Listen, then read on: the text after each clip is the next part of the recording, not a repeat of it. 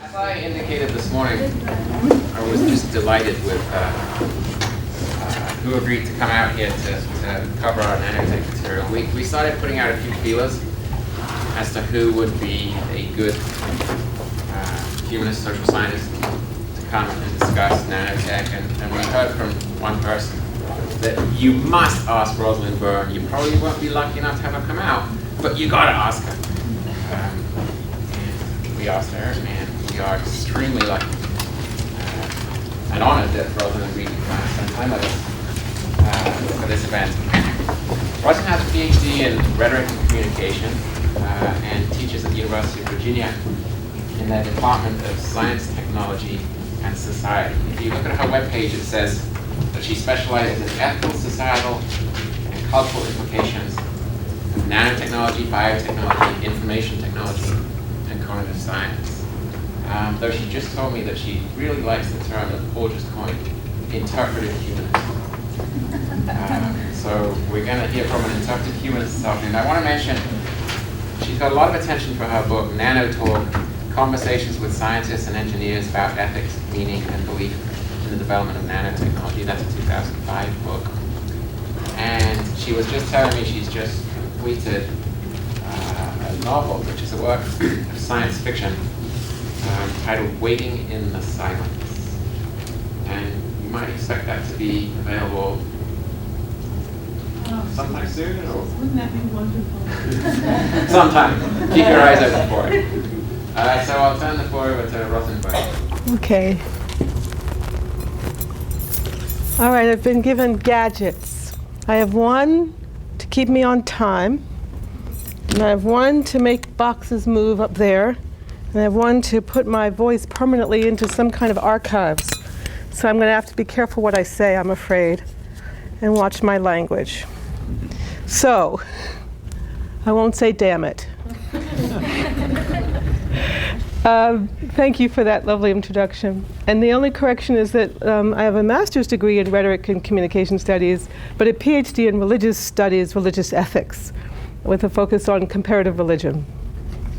So, I listened in this morning, and it was really difficult to sit still and quietly during the presentation by Vicki Colvin. I was agitating as an interpretive humanist. And I'm going to leave it be, except I did go back to my room and add one slight new slide in response. And I do want to say that you don't have to use those sunscreens. You can decide to look pasty, as I do, and then my 16-year-old daughter says, "Oh, come on, you're not going out like that, are you?" And I say, "Yes, I am." So, you know, Christopher tells me he doesn't have a cell phone. There are some things we can make choices about, but there are many things we no longer have choices to make, which is part of what makes me concerned about the rapid development of nanoscale sciences. Okay. All right. I don't know much about technology. Did you hit the button on the that top one? right? Above that one. There is no button. Oh, sorry. That's it. Okay. All right. So in the beginning, there's just going to be a lot of words up there, but essentially, we're talking about a cluster of sciences and applications that are evolving from different fields of investigation and looking at physical structures with systems of complexity. Now, what's really been interesting to me from the very beginning of my studies of nanoscale developments is the reference to precise control of matter. And I have heard it a lot. In fact, in the beginning of the NNI, with the congressional hearings, but even before the funding, there was quite a bit of reference to precise control of matter. I also heard similarly reference to uncovering nature's secrets. And a lot of the literature, particularly the literature that's, particularly some of the material that's looking for support, economic support, talks about sort of domains of control, domains of manipulation, domains of precision. Now you can understand that scientifically, and you can also understand that sort of more metaphorically, more symbolically, which we'll talk about. So Vicki Coleman asked, who's paying for it? I thought that was a really good question. She also asked who's deciding. Well, I want to know who's sleeping with whom. Because sometimes who's paying for it gets tangled up with what do I have to do to get that money.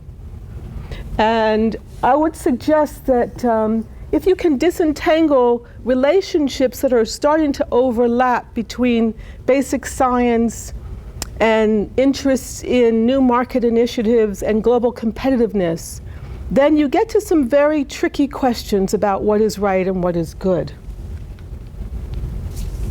So Marburger, who sort of is the government representative, spokesperson in his role for Nano, talks about opportunities emerging, those of great promise. Now, the subtext of that is economic opportunity, because a lot of the literature talks about new billion-dollar industries and trying to keep ahead in the global economy.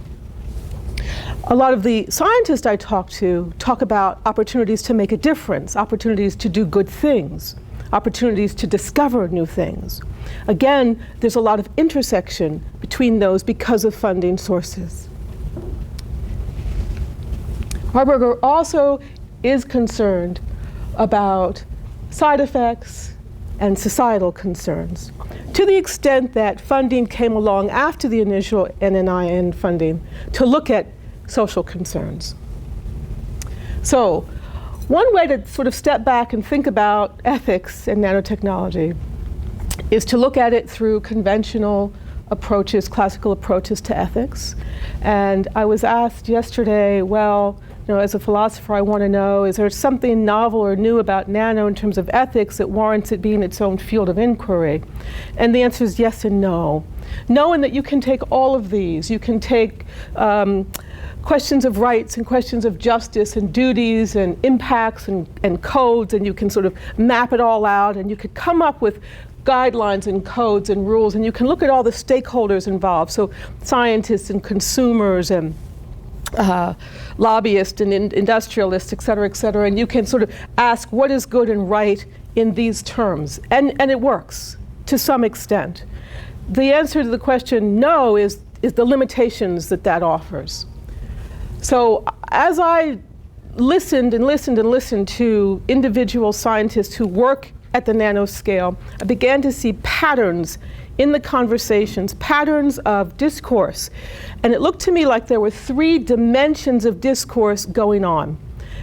And at one level, what I would call the first dimension, we were talking about things that seemed sort of obvious in terms of what we have agreed upon as a society to be good.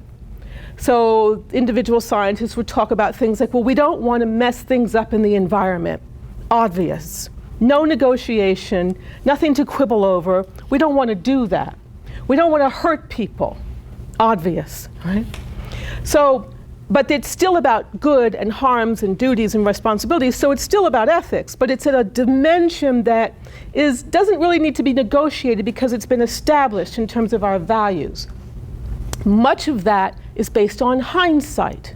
A lot of first dimension discourse is based on what we have already experienced. So, for example, there's now a strategy coming out, it's just published by the NNI, that we're going to have to really put our minds to environmental health and safety. Part of Vicki Colvin's funding, part of the funding that is going to other institutions is coming from this initiative, because people are concerned that we're careful. Now, we're concerned because we have experiences in the past. We don't want another 3 Mile Island. We don't want another Katrina. You know, people say, well, Katrina could have been avoided had we done something about those dikes. Engineers tell me we knew that those dikes were not going to be able to withstand this kind of storm. For political and economic and social reasons, we just let it go. So we can look back. We can look at the people who died at Chernobyl from the gas. We can look at the Superfund and this site that's washing into this river here. We can, in fact, very early on, a head of one of the nano centers said to me, we don't want to have another GMO situation. Same thing was said to me by the head of the NSF Nano Initiative, Mike Rocco. We don't want to have another GMO. So a lot of it was, what can we do to avoid what's happened in the past? We don't want this. We had this. We don't want it so bad that now we're watching North Korea and we're fussing with Iran, because we're scared of what we know could happen if this technology proliferates. First dimension, don't want to do that much harm to humanity. What can we do to stop it? It's not good. At the second dimension, now we're moving into an area of negotiation. There's no negotiation over this. Nothing to be negotiated. The answer is no. But there are a lot of things that we're now beginning to negotiate as a society, as a globe, as the globe shrinks. And it's a lot of sort of competing rhetoric and competing values and competing belief systems. And this is where you get sort of the mess of different religious orientations and different ways of life and different perspectives of living and different values. And it's entangled with the development of new technologies. Nano, particularly because it's going to touch on so many areas of our lives, from electronics to health, to the food we eat, to the water we drink, to the way we educate, to the way we fight war. All these things will probably change as a result of going down to that scale and working with these novel properties. As these changes come to the fore, we as human beings are asking, what is good? What do we want? What do we care about? What do we fear? Let's figure this out. We did this a little bit this morning. This woman here said on the way to the bathroom, this is upsetting. It's upsetting that I can't pick up a cosmetic product and know that it has this that titanium. What is it, titanium dioxide, or is it the other one? Titanium dioxide. All right, I thought that was the less scary one. The other one was the, all right. Okay, zinc, that's the one we don't worry about. Right. I don't know if it's in there. I mean, even Colgate, and Crest and all those have the same product. But because of the lobby and because of the finessing, we're not going to label it anytime soon because it's been considered not that different. So as consumers, we don't get to participate yet. And yet there's a struggle over a desire to know how to protect ourselves, competing with the desire to create new market opportunities with new products to keep the economy alive. We have to negotiate it. This is second dimension. Now, here are some examples of questions we ask. Should we provide democratic inclusion and full public access to risk management research? Well, you would think so, but apparently we're not doing it with cosmetics. So why not? Well, because we're still negotiating. We're still informing. We're still struggling to sort out sort of who's going to dominate, who's going to decide, whose voice is going to be most prominent. How about racial, social, economic divides? How about ensuring that citizens have rights of access to the goods of nanotechnology? This is the second dimension of sorting out what we care about, what is right and what is wrong. So we heard a little bit about gold spheres today, and I heard a little bit about them yesterday. We can agree that it is a good to treat cancer cells, to kill them so that tissue can thrive. Not a negotiating point. First dimension. Second dimension, at what risk do we introduce gold spheres to the human body, and is it worth the gain of getting past the cancer? We're trying to sort that out right now. Now, back to the first dimension. Every few minutes you might see me fan myself. You're not old enough to know why yet. But I can tell you that I have a choice to just fan myself or to take a pill. Now, the pill that was given for that until a few years ago came from bovine urine. Turns out a lot of women got really sick. Turns out treating menopause as a disease is a very odd way to approach things. That's second dimension. What kind of value suggested that's a sickness? So we had choices that we went back and made differently because of harm, but we're still trying to figure out what's important. Is a pasty face such an egregious possibility that we would risk the stuff in ourselves? I was thinking this morning about when I was in India, one of the things that struck me, this is 20 years ago, struck me is that as an American, I wanted to be able to go to the store whenever I wanted to. I wanted to be able to buy what I wanted to when I wanted to. It took me about 3 days to learn it wasn't going to be that way in Mysore. At the time, this is way before the industries came into India and all this sort of westernization came into the culture. It was still pretty much South India, which meant that at noon, the stores got boarded up, closed down, and the streets went quiet. And I'm out on my bike, where is everybody? I wanted a lassi. I finally figured out you're gonna have to wait till 3 to get one. Well, why? Because the sun is high in the sky, dummy. We don't go out when the sun is high in the sky. We rest. Oh, I get it. You sort of adapt yourself to the way the planet works. What a novel idea. I'm American, never occurred to me to do that. Okay. Cosmetics, we've talked about it, I don't need to say anything else. Except that I'm concerned that so much is coming onto the market and we don't understand what it means.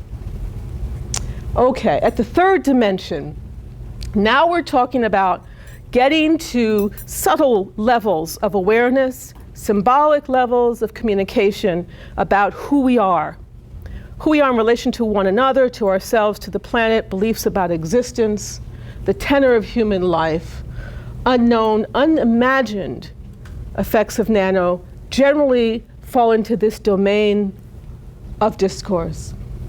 So what is the moral significance of radical material and economic changes? Is there an ethical element of scientific concern in emotional, psychological, and spiritual well-being of humanity? Who are humans in relation to the earth? And how ought that relationship guide or affect how we develop nanosciences? Here's a third dimension in that I don't need to say anything to you. And you already have in your mind a reaction because symbolically it's been established what this means. Did you ever see this film? No, I didn't. Okay. So this is The Matrix, but they all know that, right? Okay. It's my students who taught me about this. This is good stuff. So that's, what's his name? Morpheus. Thank you. That's Morpheus. And why is Morpheus in pain? Or is that what's going on here? What's going on with Morpheus? Well, he's definitely suffering. He's definitely in pain. Why? Well, he's fighting. What is he fighting? Okay, here's another one. You know this one. Symbolically, what does that laser beam represent? What is the expression on Yoda's face? Who is he to us? Who is he in terms of our concept of technology and who we are to one another in the universe? What does he represent? Well, it depends in part on how old you were when he came into your life. Some of you all might have had those things you got for Halloween and you dressed up. But he's really important because he represents wisdom in the face of struggle in a technological world where we're continuing to battle not just physical battles, but inner battles. Which is why, you know, when Vicki put up Darth Vader, I thought, don't put bad under him. He's important because he represents symbolically elements of ourselves that we don't recognize as ourselves. Right? Didn't he turn out to be the father? Right? So he became a really important part of the good guy's life. In other words, you represent both. So if you think about our technologies and where we're going and who we are as a human species, Darth Vader represents one side of the human consciousness the part we hide from, the part we don't understand, the part that frightens us. Yodo represents the part of us that brings us into wisdom and awareness of what we're doing and why. Now, yesterday, one of you suggested the possibility of creating a machine-based life form. This is not so far-fetched. A lot of people fantasize about this. Thus, Data is very important in our culture because he represents the possibility of human creation for another form of life. It is fundamental in who we are now to fantasize and dream and work towards that vision. Now, when we think about Data, some of those episodes asked us, what does it mean to be alive in this way as opposed to alive biologically? One of the things that's breaking down through biotech and eventually the convergence of biotech, nanotech, and cognitive sciences is the division of biological and technological. It's already beginning to happen as we put things into our bodies that are not biologically based or are biocompatible that we've created and designed in our laboratories.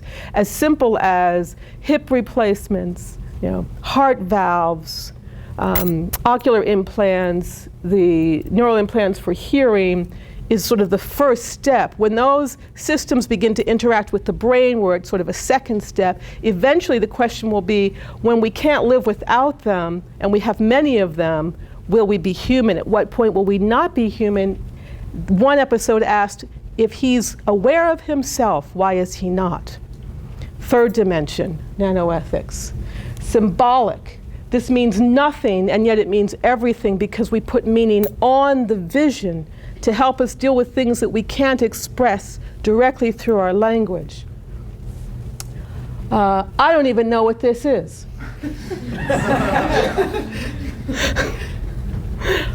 Okay. So then let's come back. It would have helped if I'd written down where I got it. Let's come back to this quote about uncovering nature's secrets for building from the nanoscale to create new processes and machinery.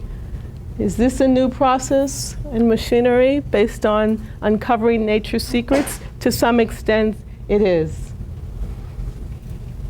All right. So I would like to know, okay, it's possible I'm older than you are, but I'm going to say I'm the oldest one in the room. Now, and today's my 51st birthday. Oh, you're not the oldest. All right, thank you. Oh, all right. Thank you.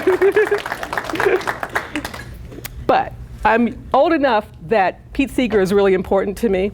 Now, is he important to you? Oh, yeah. Yeah, is he? Yeah. See, I saw Pete out protesting nuclear power back in the 70s. Yeah, see, I love Pete Seeger. And I grew up with Pete Seeger. Do you know who he is?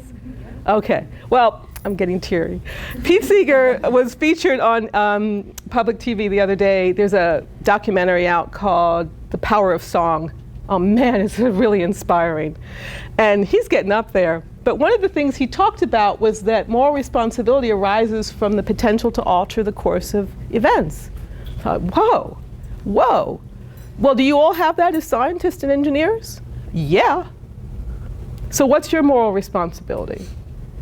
You're working at the nanoscale. Are you going to alter the course of events? Yes. So what's your moral responsibility? Well, let's go back to Vicki Colvin's question about who decides. You all had a list, and I forgot, the media was up there, and I forgot that when I went back to the hotel room to create this new slide. But that was your list of people who are likely to be the decision makers, and then I added to those the people who are likely not to have anything to do with it. Now, I forgot to put philosophers. I had a graduate student once sitting in my office with me, and I must have been on a rant about something, and he finally said, and he's an engineer, he was working with me on this research project, he finally said, Professor Berne, what in the world do you expect to do? And I said, okay, imagine a big steamroller, that's nanotechnology development. It's going down the road and it's flattening everything, and I'm a little tiny pebble, and the driver goes, what was that? That's me. That's the best I could come up with, is the what was that. So, now, you can do more than what was that. Let's think about, going back a little bit to Joseph Campbell and his work, in the evolution of our relationship as human beings to the planet and to nature, early on, there was really no distinction for us between ourselves as a species, as individuals, as clans, and the world in which we lived with rivers and the sky and the trees and the birds and the things we foraged to eat. It was all, conceptually, we were all very much, it was all part of the whole.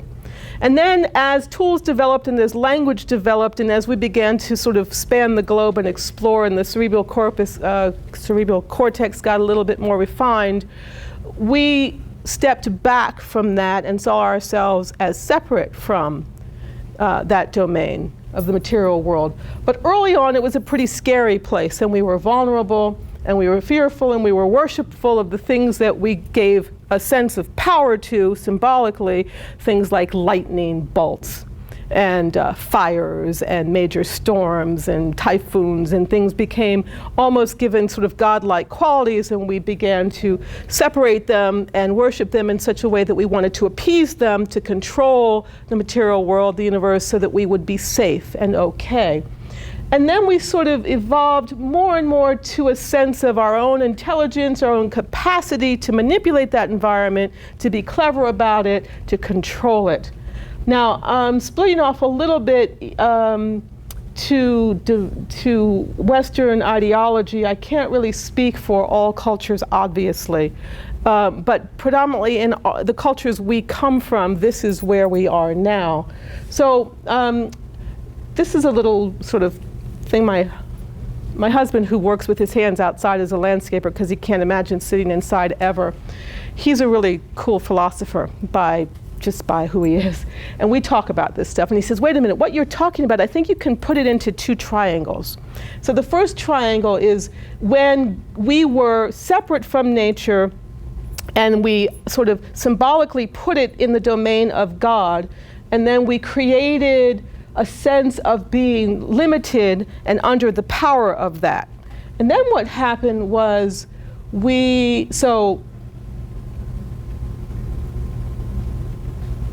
So the art reflected that relationship. So this is the Judeo-Christian version of a wrathful God, the one that Moses confronted. And this is some current graphic art, but it's supposed to also represent a wrathful God. And see nature behind it, the darkening skies, it's very threatening. But Kali and Shiva have those qualities of being destructive, as well as other qualities. And then this is the brother of Isis, Seth, who was seen to be the one that brought dry, arid conditions to the edges of the fertile, which means it was threatening our food stocks and our livelihood.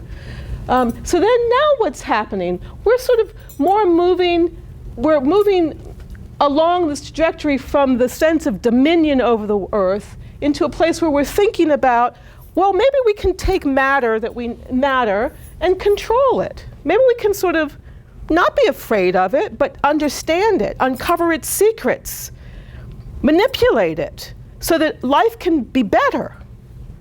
Now, what I think is that things like Alcor, which is, do you know about cryogenics?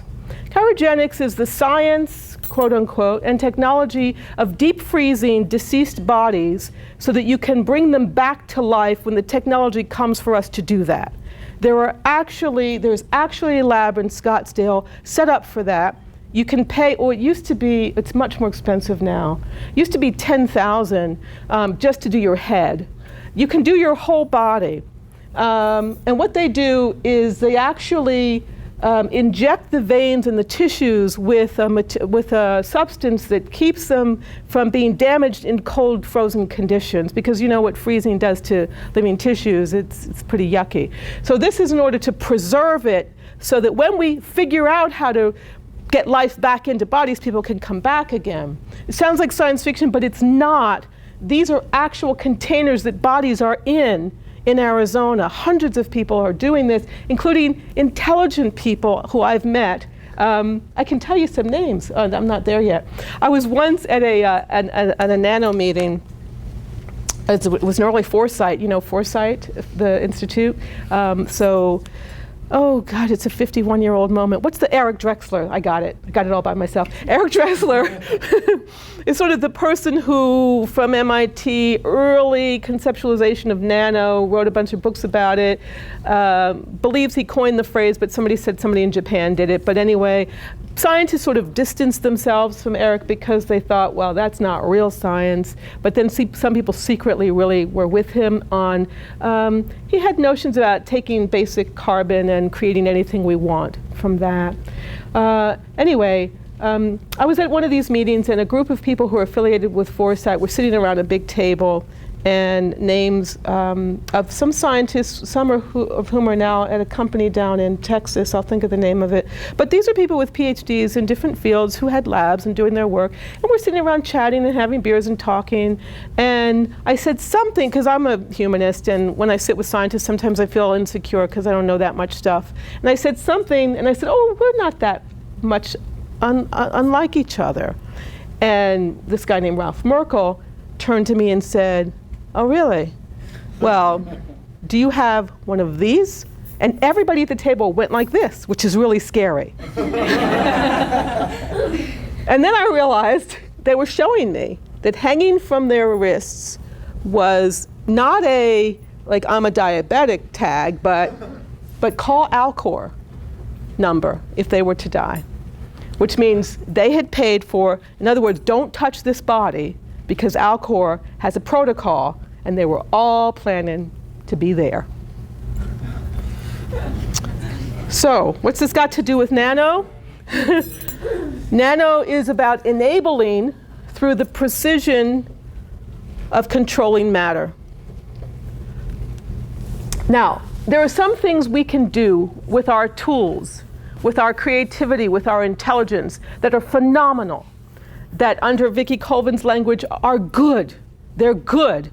It's good that we can take a baby with cleft palate and reconstruct their mouth so that they can talk and eat and function well. And there are doctors who go all over the world to perform this now rather routine surgery. This is a very good thing. There are many, many, many things we do that we can agree are good things. Now, where ethics gets to be interesting and where it gets to be called ethics is when what seems to be good also on some level may not be. So when you should and should not do something in particular, you both should and should not do it, you have a moral dilemma. Now, I have a moral dilemma with surgery being used this way. I don't have a moral dilemma with it being used that way. This is good. Is this good? Well, we have to decide that, don't we? Now, in our culture, we believe in liberty to the extent that we want people to make choices for themselves, as long as those choices don't harm other people, which is why the abortion debate has never gotten resolved. A woman chooses for herself and her partner with her, hopefully, sometimes. But the baby is seen as an autonomous agent. The woman is seen as not having a right to choose for the baby, and therefore it's not resolved because it's interpreted that harm is done to the baby in the process. Michael Jackson could choose for himself. Does he do anyone harm? No. So what's the problem? Why isn't this good surgery the way that is good surgery? Or maybe this is good surgery. Why shouldn't I be able to change my appearance so that I'm no longer looking African American? You too can be a black man. We're negotiating these terms at the second dimension. So now I took my husband's two triangles and I said, okay, wait a minute, let me think about this. We're intersecting right now. I think we're at the intersection of these two triangles. So I think we have left the place where we are, as a culture, not that we don't believe in God, but we're saying, well, that's God's world, and we have to be afraid or concerned or humble because those decisions are not ours, to where we're saying, no, these are our decisions. I'm going to take these atoms and I'm going to rearrange them, and I'm going to make it so that my life is better. I'm not leaving it up to God. That doesn't work. I have a mind, I have a brain. Oh, I thought that would provoke some discussion. I'm not ready to take questions. Go ahead. I don't see how this debate specifically differs from sort of the entire trajectory of human development since the agricultural revolution. It doesn't. I took plants from being God's decision of where to put them, and I put them in a row and watered them, and all of a sudden I had more food. So Okay. how, I mean, Because did you reconstruct the molecules in those plants? it's just a different level of scale. Yeah, how do you? So does it make a difference at all? Where do you define the boundary? Of? Why do you justify watering the plants or using manures? I mean, then it should also be wrong because there was a. Is that watering plants to you? No, because. Why not? Why not? What's wrong with that? I didn't say anything was wrong with that, but is it watering plants? Because this is new to you and watering plant is not new. Ah. When you started watering, it did not know what would it do to plant. So it's simply a matter of not being familiar and therefore being uncomfortable because it's novel. No, I just want to say that, I mean, just because you are using nanotechnology or changing the molecules, I mean, it doesn't make it wrong. I mean, Did I say wrong any time yet? what I am trying to say is, why it is made so critical? Why people are questioning that? Because it has been science, it has been evolution by which people have changed and they have got into deeper details. Okay. I'm with you. So tell me, where are we? Is that watering changing plants? No, Why not? because that is not what nanotechnology is intended to. That is just, Oh, it's about intention. it's an exaggeration. We are not, looking towards artificial intelligence or creating artificial humans. You're not. Have you read Ray Kurzweil's site? Do you know who he is? So Ray Kurzweil is at MIT. He actually is heralded for developing the technology which does allow people to reading for the blind, where you can go in and record, right? So he did that a long time ago. He has a very interesting website where he talks about nano not by itself, but its convergence with biotech, cognitive sciences, robotics, etc., taking us towards a time that some people refer to as the singularity. Right? Now, The Singularity is Near is one of his famous books, and another one is called The Spiritual Life of Machines. Right? This is not moving plants anymore. This is creating new life forms. This is restructuring matter. This is taking things that do not exist in any form, in any way in nature, and creating them. Margarine is an example of the beginning of that. Margarine as a molecule does not exist in nature. We thought we were improving on butter. Turns out we weren't. Now, where's the line? I don't know. I'm just here to help you discuss these things. Do I think there's a line? No, he asked where's the line. I'm asking, you keep talking about a line, but No, I don't. He does. We're going to have like a whole hour for this, so just give me 5 minutes to finish up. Where was I?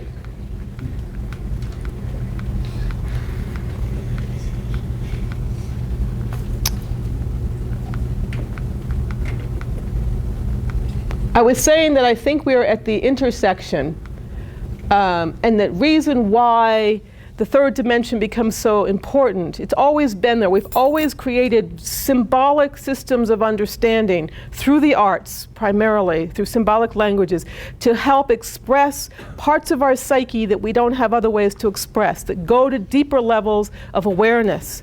And then we share through those symbolisms, through our arts and other forms, symbolic forms, those senses about who we are and where we're going and what is possible. Right?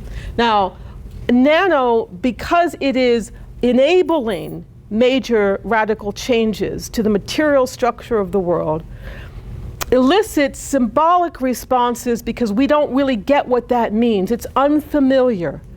If it's unfamiliar, is it wrong? Well, maybe, maybe not. Maybe it's just unfamiliar. Maybe my great-great-grandchildren will wonder why I gave talks like this. But maybe it's about an evolution that I can't participate in because I'm almost finished my part of it. Certainly the people who first picked up the stones and began carving had finished their part of it that looks nothing like where we'll be if we're still here, if we manage to do that 1,000 years from now. But I think at every point of our development, we have to come to terms with who we are and why we're doing what we're doing, particularly when we bring more and more risk to the survival of the species in our choices. Now, the bad news is we're on the brink.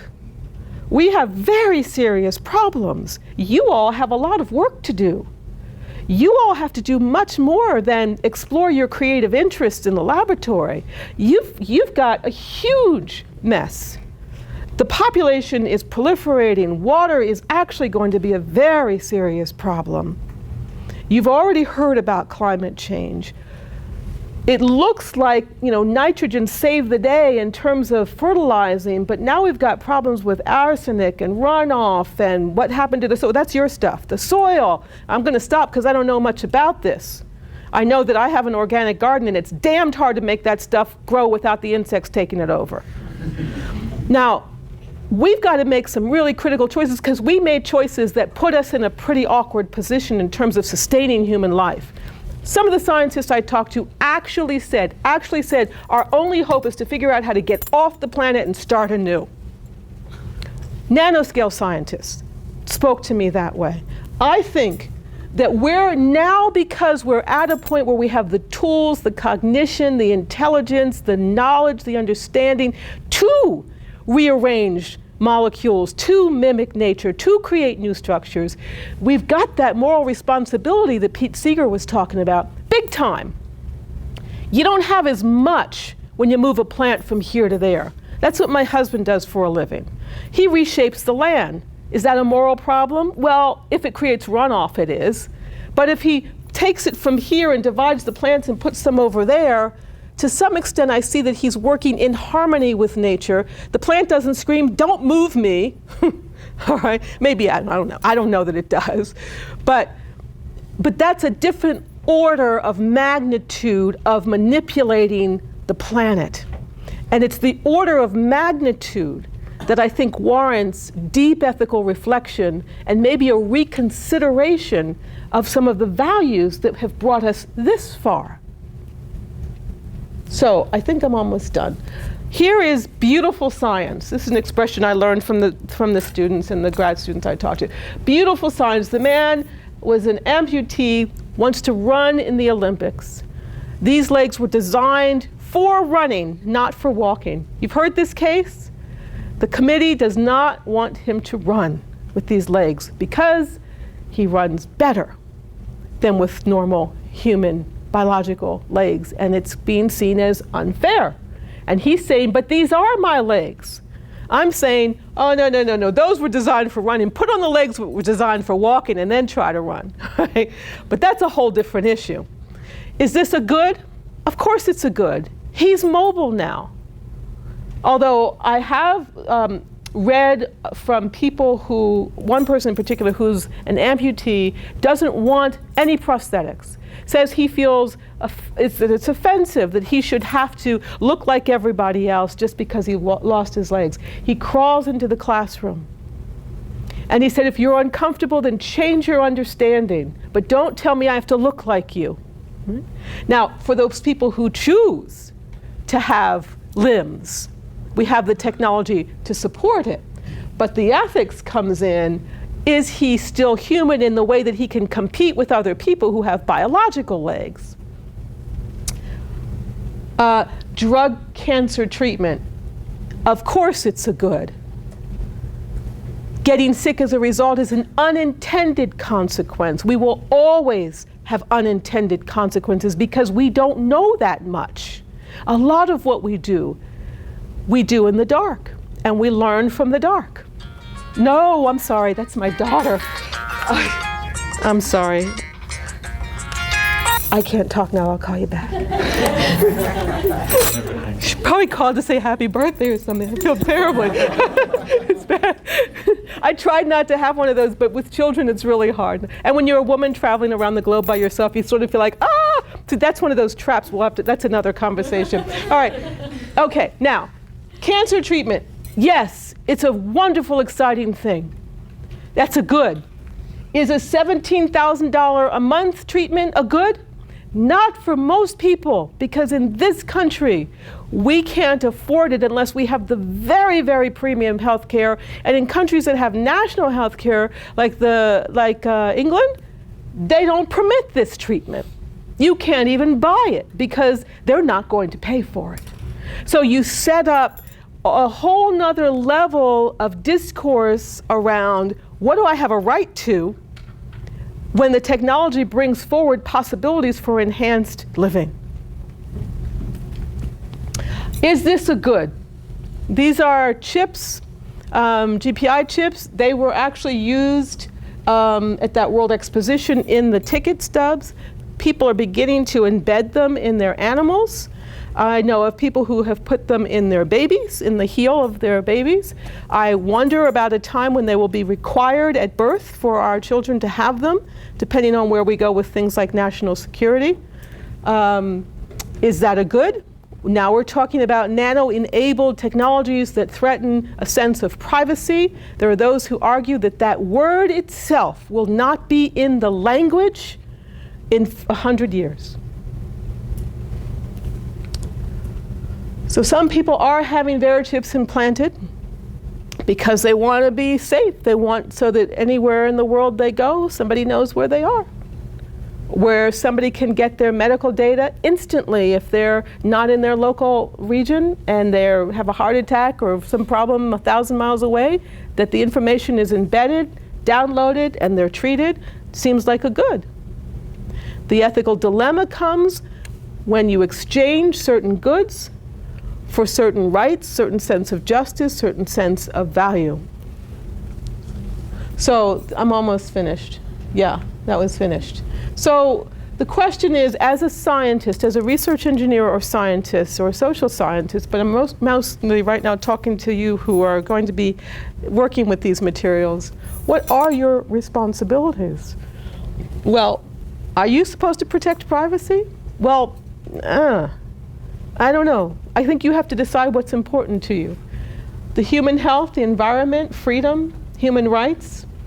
Are you supposed to lobby the government? Are you supposed to inform non-experts? I'll tell you what, the 35 research scientists I spent time with said that this is what they feel pressure to do, that this is what they spend most of their time on. They're concerned about contributing new knowledge. They've got to get those grants because they've got to keep the labs open and they've got to pay their graduate students, and they spend a lot of time on that. They've got to train their graduate students. They have to compete and produce novel research so that their stuff gets in the journals first. They have to be competitive. They have to contribute to the competitive US economy because a lot of their money comes from interests that have market interests. Many of them are interested in alleviating human suffering but feel that their hands are tied in part because their funding doesn't allow them to do what they think could be done to help some of the problems of the world. For example, one of the scientists I talked to from UCLA told me that most death comes from, I think he said malaria. But there's very little money for malaria. He said that the money is there for the things that affect, well, he put it this way, our congressmen and their wives, i.e. prostate cancer and breast cancer. Is that a problem? No, we want to cure those things. It's in some areas of ethics, the greatest good for the greatest, for the many, is what makes things good. So you would put the money into malaria because more people would be alive through that. But we don't necessarily believe in that utilitarian ethic in this country. A lot of what gets done for people is what can be bought for people. And then there's an undercurrent, sort of a substrata that supports people who don't have the money for those resources. Okay. All right, I said an hour. Okay? Okay. All right. Okay. We'll take less than 5 minutes. All right. And then we'll come back to Q&A. Sorry. Oh, no, not you again.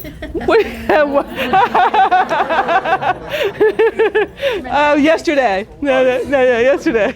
No, I like to play with my students, and you feel like my students for the moment, so go ahead. I hope I won't ask anything beyond No, that. you may ask anything you would like to. Okay. As an aspiring nanotechnologist, I'm really concerned right now. Yeah. Okay. I've been seeing presentations that's related with ethics and major advances in science, technology, and society have brought great implications in social ethics, environment, and medical healthcare. Yeah. Now, talking about social ethics, Yes. it's going to bring about radical changes in, what do you say, labor skills, Yes. economy, number one, economy. That's going to further, now these are the concerns that are being raised by, people who are really into social ethics.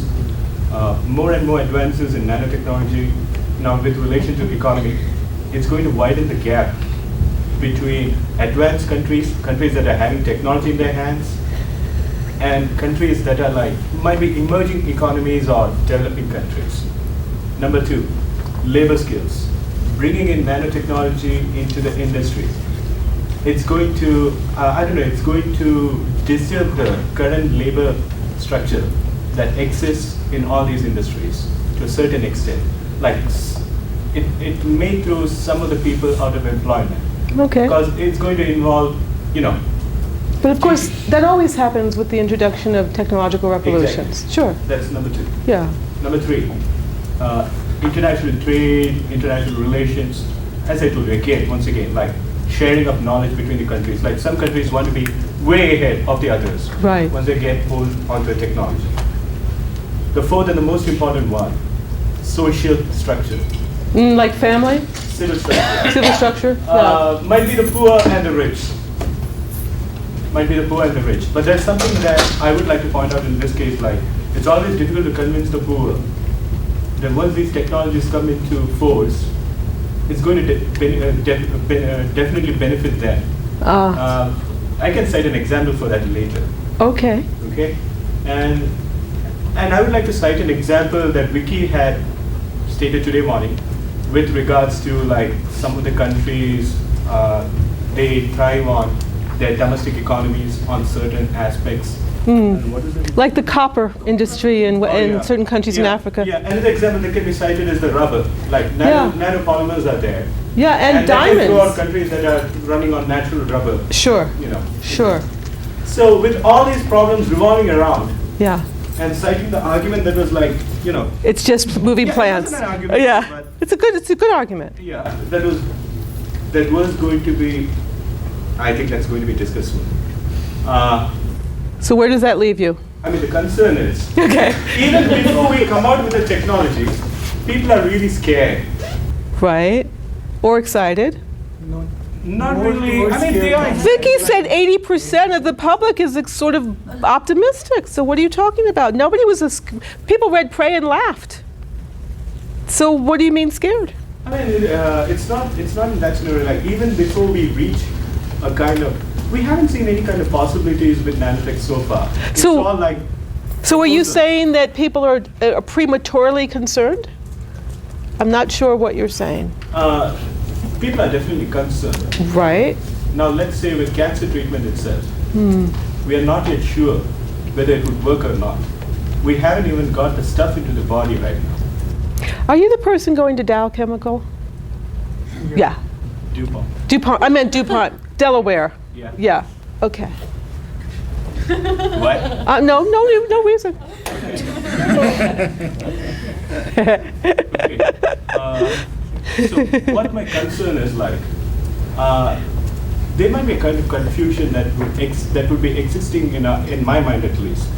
When I'm working on a certain project, at the time, if I see a possibility of it being realized, how am I going to present it to the outside world? Because I'm going to see lots and lots of. Is that your job? Shouldn't it be? I'm asking you. It should be. Why? Because I feel responsible. Oh, you do. Well, good. I'm glad you do. Now, whether or not it's your job, I want you to be a really good scientist. It's like I tell my engineers, if you're an aeronautical engineer, I want you to understand Bernoulli's principle, so when I get on a plane, it goes up and not down. I don't want you to worry about whether you've put anybody out of work. I want you to keep me in the air. Now, to some extent, I want them to be cognizant about industrial changes, but not when it impinges on good science. Does that feel better? Okay, be a really good scientist with a conscience. So if you see something that concerns you and there's someone you can speak to about it, please speak to someone about it. But it might not be your job to inform the public. It might be your job to get the device working really, really well in a way that you believe is unlikely to cause harm. But you can't always know. That's for all of us together to work out. You're part of it. That's my opinion. Thank you. You're welcome. Well, adding to that, then how do you address the fact that since most of the funding for nanotechnology is through the DoD? Yeah, well, that's why I asked who are you sleeping with. I think that there are good people in the DoD who are frustrated because they mean well. They want to protect the soil. They want to protect the people. They're devoted to security. But you have to make that decision for yourself, don't you? You have to ask, am I comfortable working on this? If you've seen the film where, what's his name? The guy who got the money to go up to New Mexico with his group and figure out how to split atoms. I have no idea. Oppenheimer, thank you. Okay. When Oppenheimer was charged during the war with this secret mission, he was honored because he wanted to help end the war. And he took a group of fellow scientists and grad students and was sequestered up in the hills of, was it Los Alamos? And they got to work, and they got to work hard and fast because things were really a mess in terms of the war. And proudly, they detonated that bomb and were shocked at its power. There were some questions for him and others afterwards about whether it was a good. It stopped the war. But now we're living with the fact that those materials are still out there and the knowledge is known. I don't think that was anticipated. I forgot your question. He took money from the government to do a job that he believed had to be done. Now, to the extent that you know the job, you can make choices. The problem is pieces come together from various points. You've got funding for 200-300 different labs that all contribute to something larger than the independent work. I don't know the extent to which you can say, I don't want this money because I'm looking at this particular interaction, right? Just because that particular interaction may end up in a surveillance system or in a new kind of weapon that's not visible to the human eye, you know, are you responsible for its assembly ultimately? I don't know that you are. To some extent, you're trying to get new knowledge. To another extent, it behooves you to ask if you are willing to get the answer.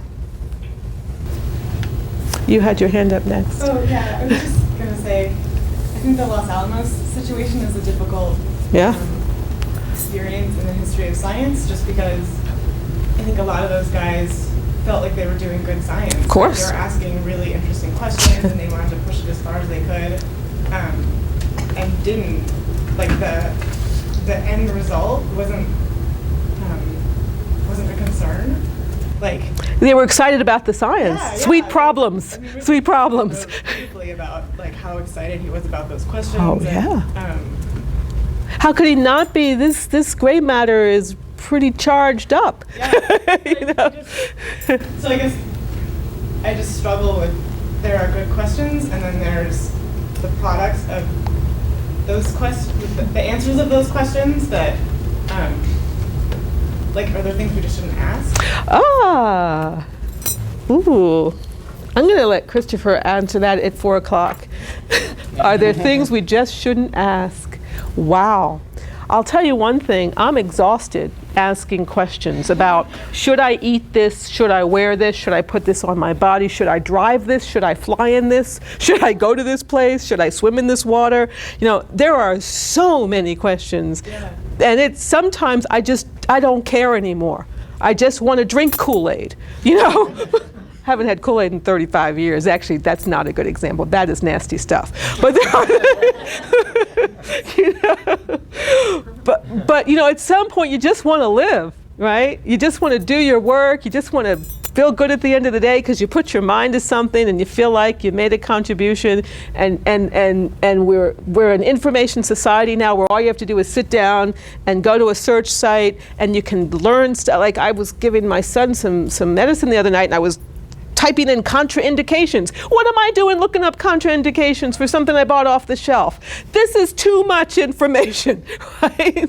On the other hand, look what we created. We created a world where we have access to lots and lots and lots of information, and we are having to adapt. The brain literally is having to change in the face of that information. We're having literally to reconfigure biologically how we process information. Let me tell you about a brief study of an educator. I used to be a school principal in another life, and I went to a lecture by an educator who interviewed teachers, like thousands of teachers, and learned in the process that teachers believe children have fundamentally changed. Something has changed in their brain because of the inability to sit still and focus is so pronounced. So she wondered, where is this coming from? And the question is, all this ADHD and ADD diagnosis that suddenly proliferated in medicated children and classrooms where children really can't get lessons if they can't get up and move. What is going on? Well, she actually surmises that it's not pesticides, although some people think it's pesticides and it's not, you know. She thinks that switching from three-dimensional learning where you actually see and touch and smell and are with another human being and you feel their body heat and you hear their voice and they're teaching you, switching from that major mode of learning to a two-dimensional mode of learning where you're interacting with screens, television screens, computer screens, Xbox screens, those thingy screens. It actually reworks the processing of information so that it comes in and bypasses the limbic system. Now, when it bypasses the limbic system, it bypasses the seat of emotion, which means the affect, right? The heart, the processing changes in its meaning. And what you're getting from that screen is different, even if it's the same information, than if you're getting it from a person. So if I sit down next to you and teach you how to do multiplication, or if you go on the screen and get it there, it's going to come through the brain in a different way. It could be, we're not sure, that the proliferation of information access is actually rewiring how the brain takes in and processes information. So actually the question, is it better not to ask, is a fabulously profound question. Yes? I want just to add a quick comment for the Manhattan Project. But the scientists definitely knew that they were developing a new weapon, and they were motivated by that, because the Germans were developing some other weapon at that time, and possibly a nuclear weapon. So it was crucial to be ahead of them. And then I wanted to ask you, do you really believe that it is possible to intentionally close some areas of knowledge because we are afraid, and have this, so imagine this screen, to, like, this is like all the knowledge that is there, and we are covering everything, so we know everything, but we leave this white hole in here, and we are never going to approach it. Do you believe that it is really possible? Well, you know, China did that for what? How many hundreds and hundreds of years did they sequester themselves and say, no, we don't want that from the outside world? It's not possible anymore because of the way information flows. We're in a different globe now. I don't know how it's possible to say, don't want to understand that. I also don't know how it's possible given the nature of the brain, because we're at a point now where curiosity is almost insatiable. So a follow-up question on that. In that case, as a responsible scientist, how would you prevent the technology from falling into the wrong hands? You won't. Okay. I'm still struggling with how, I mean, it seems to me like at any point, any major technological change people raise these same questions, and I'm struggling with why. I mean, do you feel like nanotechnology is different? Is it just because it's a smaller or on a different scale? I mean, it just seems like, yeah, there's capacity to do great evil and there's capacity to do great good, and you just have to believe that humans generally are good people and are going to move towards that. I mean, what's different? Why? I don't think that my questions require that it be different. It's just here we are now, and I'm asking questions. I was, started studying when biotech was starting up, and my training in ethics was focused actually on biomedical ethics, and we didn't really have an NNI then, and nobody was talking about nano except Drexler. We asked really important questions then, and because we asked important questions, we were able to some extent guide developments differently than they might have been if we didn't ask the questions. Are they new questions? They're not new questions. They're framed slightly differently, in part because we're in a new place. We have evolved to a new place in our capacity to manipulate matter. It just is different. It's just not the same.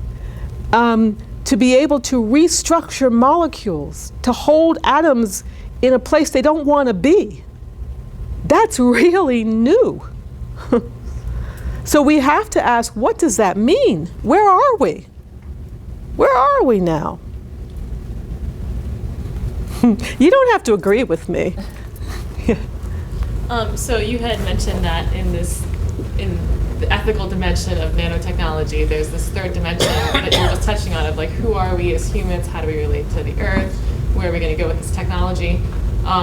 And talking about this collective we having to ask these questions. Well, a lot of the we in this room are scientists. So, what place does a scientist have, if all, at all, in that dialogue? Oh, really? Okay, when I first applied for this grant that I got that helped me, a lot of my colleagues in philosophy said, "You're not talking to them, are you?" And I thought, what do you mean to them? It was like I was a traitor to my profession. It was less the philosophers, more the STS people. There was the STS world, and there were those people that did that work that we studied. And I said, well, wait a minute. They're the ones doing this stuff. I want to know what they think they're doing and where they think we're going. And boy, did my heart opened, actually. Because when we sat down, I went to see the same people twice, 3 times a year for 5 years, some of whom are pretty renowned as nanotech folks, but they're physicists and material scientists and electrical engineers. There was a lot of heart behind that work and a lot of frustration with the way things are in terms of how you get money, what you have to do to get money, the pressure to move fast, the pressure to ask certain kinds of questions because that's what's being dictated by the funding institutions, who are allocated money by Congress, who are pressured by various constituencies.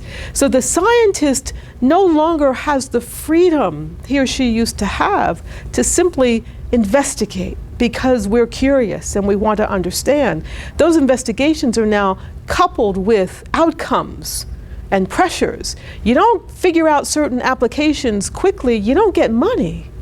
So I think you're in a tough time to be a scientist, a critical time, but you have a voice. One of the people I came to honor so much is a physicist who's also a scholar of Goethe.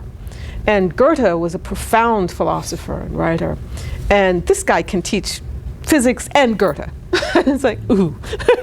And he says to me, we have lobbies. We go to Washington as scientists and say, stop this. This is not good.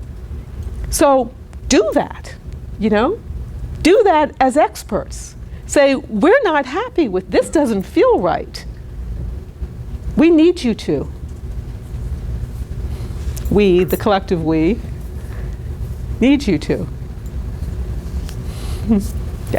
Hasn't it always been in the past that technology made a step or some intervention made a step, and then society had to Rein it in. Or just the new technology.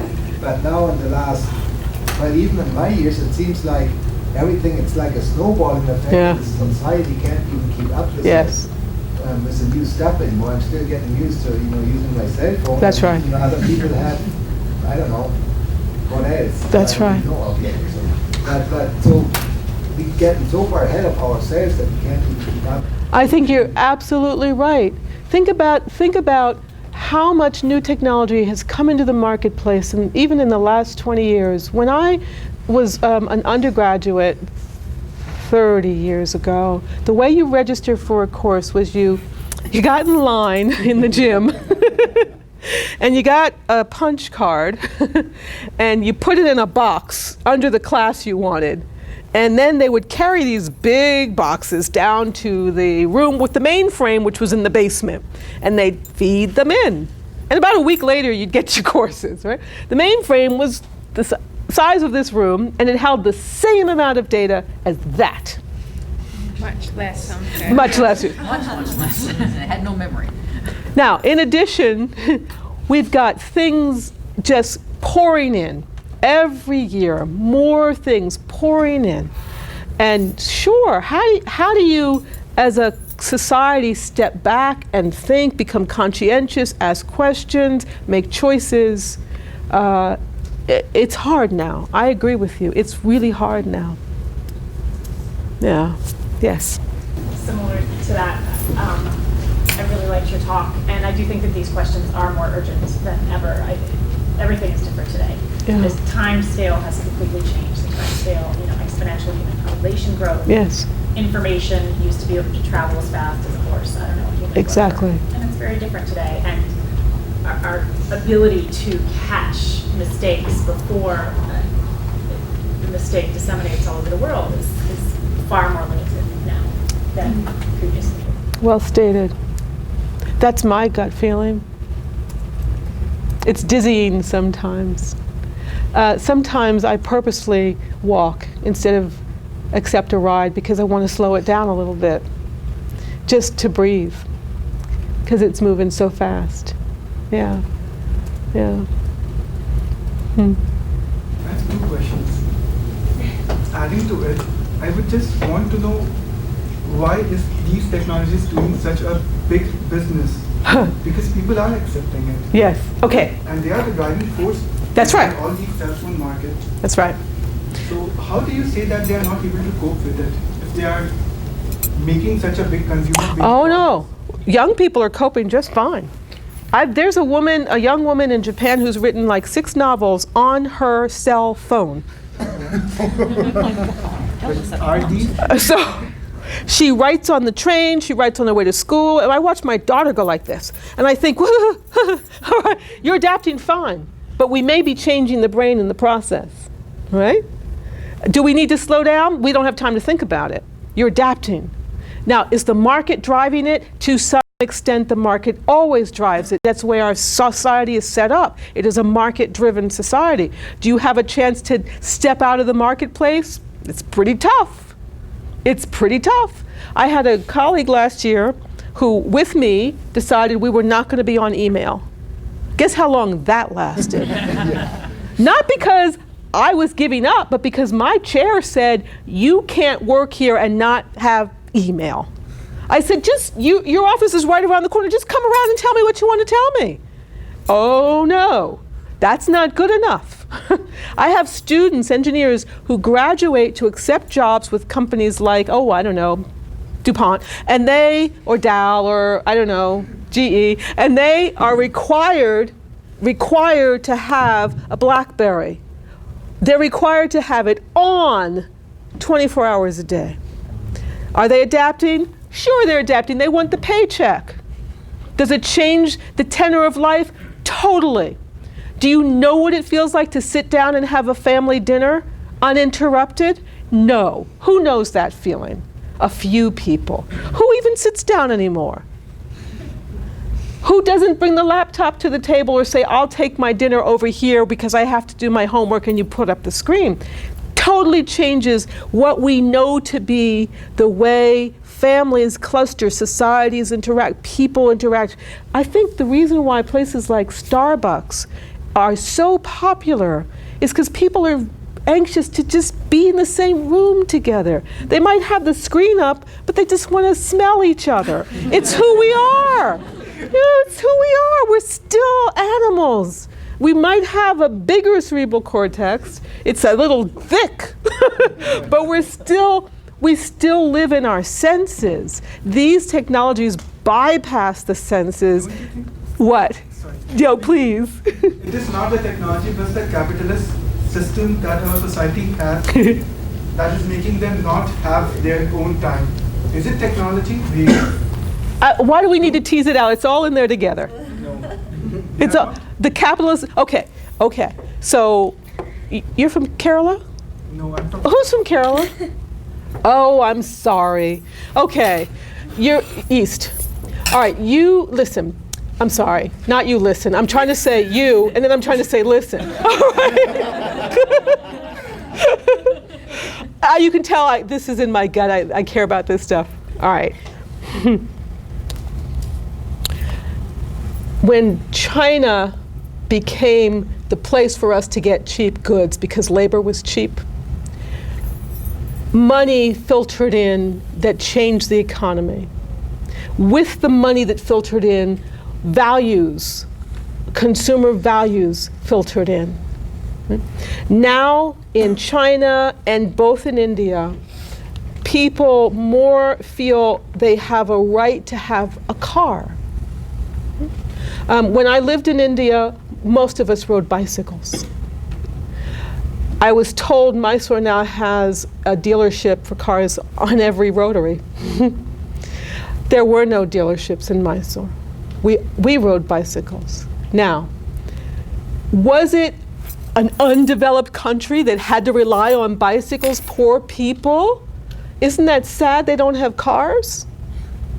Well, now because the values that go with the economic changes suggest that you have arrived when you have certain things, it's a better life, it's a better quality of life. Now we have a few billion more people who will be driving. But we haven't figured out yet how to get catalytic converters into all those cars or to do them so that they don't take as much fuel. Is that an economic problem? Or is that it's time for everybody to get to share in the wealth? Not even a technology problem because car existed since. So that's an economic disparity issue. Why shouldn't everybody have a car? Yeah.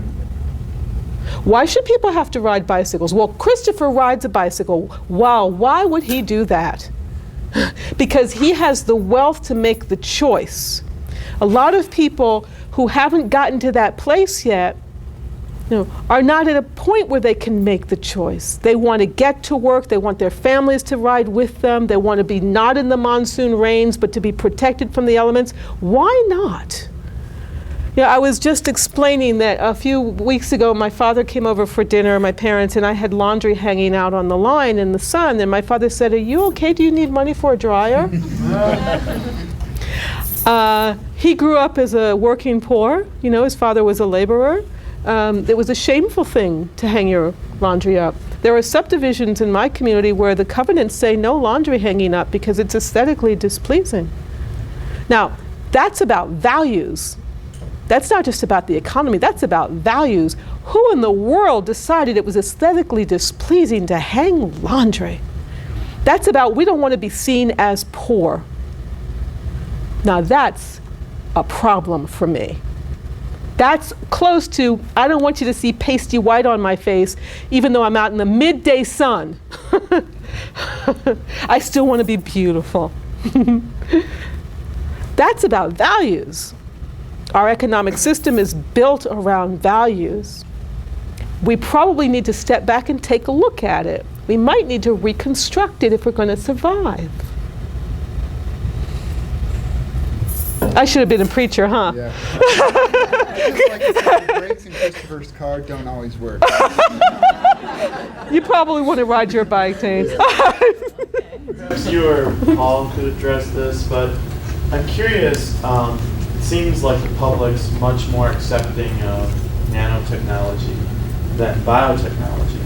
I'm a biologist, and I think there's a lot more unknown. Good point. And a lot more danger with Good point. nanotechnology by far Yeah. than ever with biotechnology. Why is that? Has it always been that way? That's a good point. About the history. They should both jump in. I want to just start by saying something you can't conceive and you can't see is harder to get your mind around. But what? Can't see either of them. Well, biotech you can more. Well, that's true. What do you think? Both of you, please. Well, we touched on this yesterday with the biotech. Well, let me start. Nanotech is so new.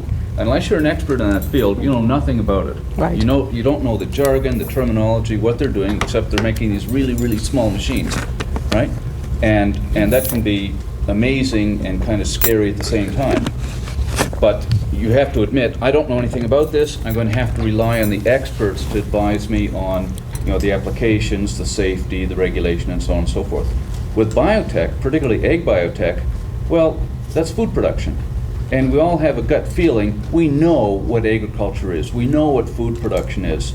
And this biotech stuff is mucking around with what, my ancestors have done for 10,000 years, and I don't like it.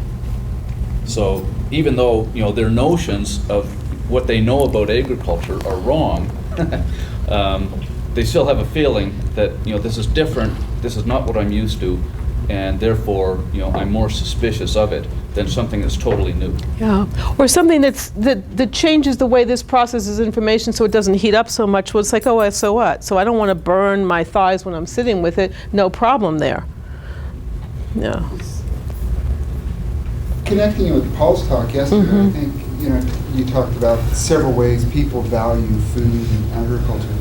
There is, a pretty large social movement moving back to the first way of valuing food.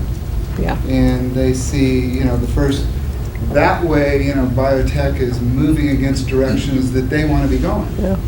And so I think it could be seen as, these values are in opposition of where we want to be going. Yeah, carrying on from that, they recognize that, these biotechnology people are taking DNA, a chemical, and putting it into our food. And our food is pure, it doesn't have DNA in it, and they're adulterating it by putting this chemical in it. We don't like chemicals. Yeah. The economy question is interesting here too, because I went to buy a bag of spinach the other day because my garden got attacked and I couldn't get my own. So I went to Giant and it said organic spinach, and it was the Giant brand. What's it called? Nature's Promise. And I'm a suspicious person sometimes, so I turned it over and I read the small print and it said ingredients: spinach, source China. Yeah. Now, two problems. I think that's very expensive to bring spinach from China. Even though it didn't cost that much, it's expensive to the climate. Number two, I don't know that just because it says China organic that it really is. I want to see sort of a state of Washington seal of organic, because the standards are different. And in order to get those cheap labor costs, there are only so much you can do in the agricultural industry before it gets expensive, and real organic food's expensive. So the economics say, tell the people that they get what they want, which is organic food, because now in the general culture the belief is organic equals pure equals better equals healthier. But don't necessarily give them real organic food, because we got to make it cheap. Because we, the consumer, don't want to spend $3 for a package of spinach. We want to spend $1 for it. So part of it is us. We're not willing to pay the price. Another wrinkle on that is that it may well have been developed and grown as organic, but then it became non-organic when it came across in its container and was fumigated with the exactly. All the other bugs and spores and insects that grow in the containers introduce them into our environment. Right. So wow. They lost organic status then. Wow. If not while they were grown in China. Wow. Do you think that bag of spinach was better than a bag that didn't say organic on it? It was still made in China? Are you at all more comfortable with it? That's sort of in the end, I bought Cascadian Farm, which was really expensive, and it was hard because I don't really like to pay that much. But I was close to getting the Green Giant brand, because I thought, all right, what does this mean? It's back to what questions do I need to ask? I prefer it out of my garden that we don't spray, but we didn't have a good year. because the bugs figured it out. My first year, it was amazing what we got out. The second year, they found it. Now, we're not that knowledgeable about how to introduce other species and blah, blah, blah. So, but I would prefer that there's nothing on it. For one, it tastes better. For two, it's greener. For three, I don't trust the stuff. I don't trust the herbicides, I don't trust the pesticides. And for four, I know about runoff problems. I know about arsenic in water. I know about downstream farming. And I'm really worried about it. But I guess my point is that because the package said organic and it also said China, you had enough information to order it amongst all of your other choices, right, and determine whether or not the price that they were asking for was fair. And that seems like a perfectly functioning system that seems very ethical. I mean, if there's some mechanism by which consumers can help dictate whether or not the farm in China, if they're going to have to buy something from China anyway, they can pay a little bit more to have that farm managed in a slightly better way. And they're willing to pay that, then I think it's a fine commodity to have. It's the beauty of the free market system is that, right? I have a choice, I have the knowledge, I have the critical thinking skills. I wish everybody did, because then maybe we wouldn't have it coming from China, because we wouldn't buy it. I think there's people who don't. Who don't have the knowledge? Critical thinking skills. I mean, maybe not the knowledge, but I mean, it seems like, I personally think that everyone has the ability to make those choices. But we make other choices, like price choices or convenience choices. You don't have unlimited resources. That's right. That's absolutely right. And on that point about unlimited resources, part of the problem is we don't want to accept that we are limited in our resources. So we create new opportunities. So for example, we don't want to accept that the Earth has finite water. So we're creating systems to desalinate water so we can feel abundant again, instead of asking questions about living with finitude, because we don't want to. Right. What's wrong with that? I mean, oh, that's interesting. I would rather have more resources than less. So, like, what's wrong with if it's economically viable for me to pay more to have water desalinated? That seems like a perfectly rational solution. Especially if I can then sell some of the salt, I can pay more to have it done with wind turbines instead of coal energy inputs. I mean, I think that's where we're going. I come out of the old school of conservation. I would like it to be in balance with recognizing that the planet is limited and that we have more people sharing the same limited resources. Water, to me, to a lot of us, symbolically, is very important. Desalinated water is not the same. It doesn't have the same minerals, so we have to put minerals in it. It can cause health problems if you don't get it right. We're trying to mimic nature and recreate something that in its perfect form is perfect, because we don't want to accept limitation. So we mimic it to create more. In fact, it is a mimicry, it is not the same molecular structure. And it may be to the extent that there are essences of things, we haven't figured out how to do that yet. Can I just real quick, so just a fundamental difference between biotechnology and nanotechnology, or did the community screw up with the way they handled biotechnology, or did something wrong that nanotechnology can learn from? I'm pretty intrigued by the title of Paul's book. Yeah. So I would actually say I started working on biotech in 1985, and from 1985 to 1990, I don't think it felt all that different than nano feels right now. So I think it's too soon to say whether or not the public is accepting nanotechnology. And I think that one, there were a number, there's a lot of stuff in the book, and I think there were a lot of things that conspired, and in some respects, you just have to say it's really kind of unlikely that all of the sort of perfect storm of things that happen to biotech are going to happen to nanotech or something else. But one of the things that clearly happened is that there was a point in the late 1980s and 90s when kind of what I would call critics of biotech, who I think were still pretty responsible critics started feeling like they were going to be blown off by the industry. And at that point, they stopped being so responsible. And they started being very strategic in what they were doing. And then it just became a fight. And, you know, you can even debate who won. But, you know, the fact that people are standing up and saying we wanted to avoid the GMO debacle suggests that, to some extent, the critics won. You know, they certainly damaged the prospect of biotech.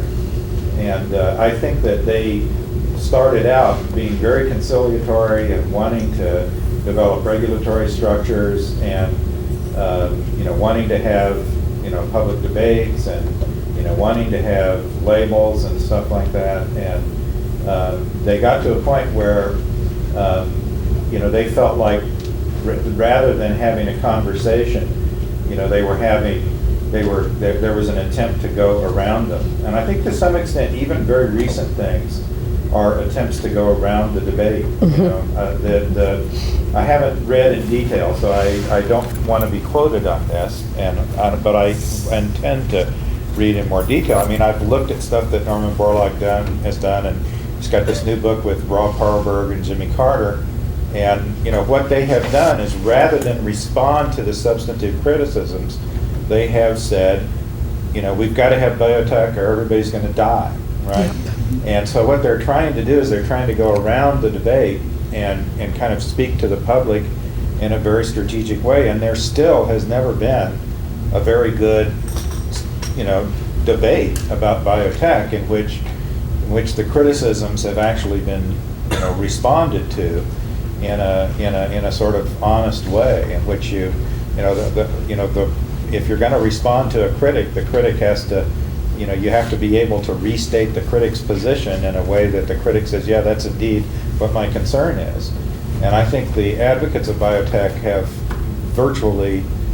done that in so few cases that it effectively has never actually happened. So whether or not that explains the whole GMO mess, you know, I'd be very reluctant to, you know, sit down in front of Congress and say that. But I do think that you know, there was a point sometime between 90 and 95 when a number of people that I know personally, you know, decided that they couldn't deal with this reasonably anymore, and so they decided that they had to scare the shit out of people.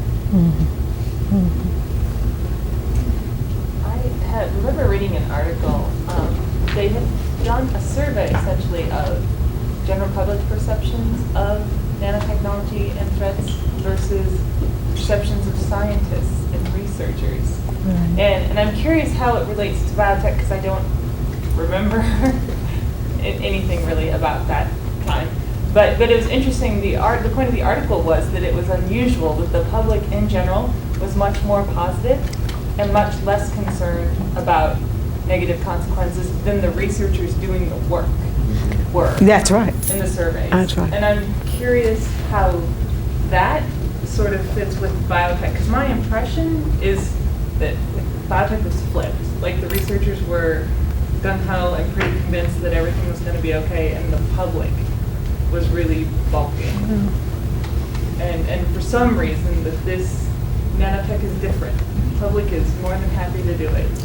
Well, I think probably, well, just my opinion, my impression. With nanotech, people are thinking of you know, medical treatments, drugs, cosmetics, you know, voluntary, discretionary things that, you know, if I choose to use that, it will improve my life. I can choose not to use it. If I don't trust those scientists or don't like that company, I don't have to, and it's not going to diminish what I currently have, maintain the status quo. With biotech, and you even see this within the biotech, because if you look at medical biotech, what the Europeans call, you know, red biotech, that's fine. They think that's great because it gives us medical treatments and drugs and stuff, and it's wonderful. But when you use the same technology to make food, well, that's suspicious, because food is visceral. We consume food every day. And we have a more earthy relationship or aura about food being, you know, natural, coming from the earth. And our relationship with that as earthly beings ourselves, you know, humans are mucking around with that relationship, and that causes us some discomfort. So that's just my impression of why you get that kind of thing. And we spent a couple million years in that relationship relative to the evolution of human, and only the last sort of few minutes in this relationship. And I think we're trying to be careful about letting that go too quickly. Right. The thing that other thing to mention in that connection is in '78, the Asilomar conference happened, and that was all instigated by the science community. Yeah. And it was it was exactly what you're talking about. There were questions about whether or not they were not engineering plants at that time, but they were engineering bacteria. And the question was, is that an intrinsically dangerous thing to do? And they had the conference, and they had a self-declared moratorium, and they convinced themselves in a deliberative fashion that it wasn't an intrinsically dangerous thing to do. And so it was only after that you saw, probably a little bit of overconfidence in the science community about the safety of biotech that may have partly been the result of having going through that process. But also, I mean, one of the things that happened when they went through that process is that it was covered by the press in ways that made, created a certain amount of public anxiety. So there was a period in the 1980s where, Paul Berg is famous for having regretted ever agreeing to participate in Asilomar because he felt like the mere fact that they had this moratorium in this conference frightened people. Mm-hmm. So, in some respects, we're just kind of, we're always fighting the last war, and so the reaction to Asilomar was to be very maybe overconfident about the safety of genetic engineering in agriculture and the possibility for adverse consequences. And there were some interesting reversals that I don't think they didn't undermine scientists' confidence in the technology, but they sure, from the standpoint of anybody who was watching the debate at all, they would have undermined your confidence in the technology and in the scientists. There were, on the one hand, one fairly high level one was that whenever scientists were talking to venture capital people, this was revolutionary technology, but whenever they were talking to regulators, it was just like plant breeding. And these little flips, became part of the story that I think helped undermine. And I think we're still early enough in nano that we could see all of that happen. I really do think there are a lot of lessons that could be actually learned by paying attention to what happened, but probably the overall lesson is, don't fight the last war. Try to take those lessons and think critically about them and really see what really does apply to nano and what doesn't. Well, we're out of time, so let's thank Rosalyn Berne very much. And thank you all. Thank you.